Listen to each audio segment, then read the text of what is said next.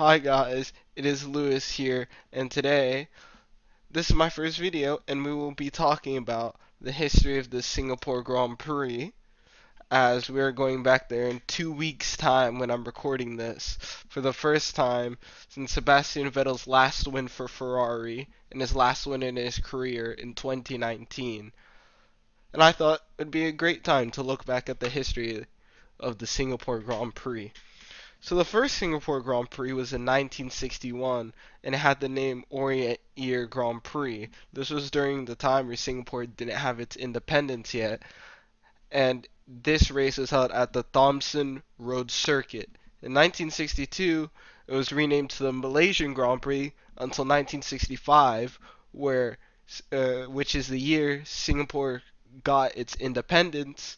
It was named the Singapore Grand Prix ever since.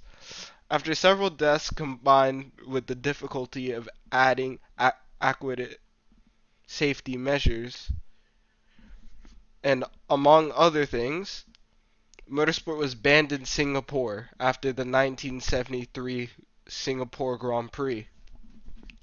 While it was the first Singapore Grand Prix, it only hosted Formula Libre and Australian Formula 2 races. Singapore would have to wait 35 more years to host the Grand Prix again. When it did, though, it was for Formula 1 this time, coming to Marina Bay to race at the Marina Bay Street Circuit. It was F1's first night race, and it sold 110,000 tickets in 2008 and was famously filled with controversy. Nelson Piquet Jr. was ordered by Renault to deliberately crash to in a hard place so a safety car would come out, which would give Alonso, who was his teammate, a perfect strategy. This led to Massa coming into the pits, and he left the Ferrari pit box when he was, notified to, despite the fuel hose still being stuck to the car and fuel still pumping into the car. Massa left the Ferrari box with the fuel hose still connected, and you guys might have seen the clip of the Ferrari mechanics running after Massa's car as the fuel hose is just hanging off and spraying in the pit lane. So this would drop him into last place and eventually would be a part of the reason why he lost the 2008 World Championship, among other things, of course. Alonso would go on to win the race in this situation that was famously named Crashgate. Singapore stayed on the schedule after 2008, and they already had a 5-year deal since 2008, and we've gone there ever since except 2020 and 2021. Sebastian Vettel has the most wins at Singapore with 5.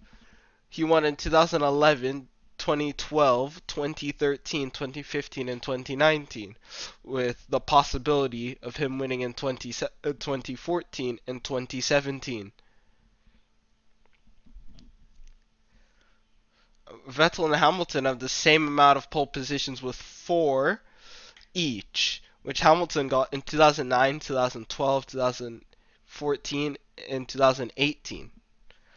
Vettel got his poles in 2011, 2013, 2015, and 2017. Singapore, as we know, has been a host to some of the changing points in a season. For instance, famously, 2017, the Singapore Grand Prix gets a good start and goes to cover off Verstappen, but his teammate Raikkonen got an even better start. As Vettel comes off to cover off Verstappen, Verstappen gets squeezed in between the two Ferraris, and they all crash into each other. Verstappen doesn't even make it past turn 1. He retires. Same with Raikkonen. Vettel spins around turn 5 with a big hole in his side pod, which would lead him to retire. There was 2017, Vettel got his last win, like I mentioned at the start of the video. In 2016, it gave Rosberg the championship lead on Hamilton. In 2015, Vettel got his first pole to win with Ferrari.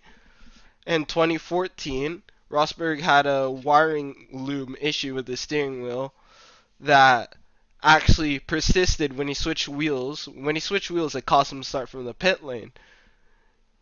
He eventually was left with two gears on lap 14. He was 5 seconds slower than teammate Hamilton, who was leading, and he had to retire, which gave the championship lead to Lewis, who won the race. In 2013, it was a part of Vettel's stunning 9 wins in a row and 13 wins in one season, which we might see it be broken by Verstappen in the future. And in 2012, the Singapore Grand Prix was a part of Vettel's 4 wins in a row, the Asian sweep as some people call it, to get him back into the 2012 World Championship, while it also caused Hamilton to go to Mercedes because it was his final straw after he retired from the lead with an alternator failure. And while the racing at Singapore might not be the greatest, it has played host to some of the biggest points in a world championship. And it is a driver's track after all. It's more like Monaco than a track that always gives us good racing. Maybe like a track like Brazil, which Brazil is still a very good track, but Brazil usually has some good racing to go on with it. This is the end of my first video. If you guys enjoyed learning about the history of Singapore, make sure to subscribe, comment down below, and I'll talk to you guys later. Peace.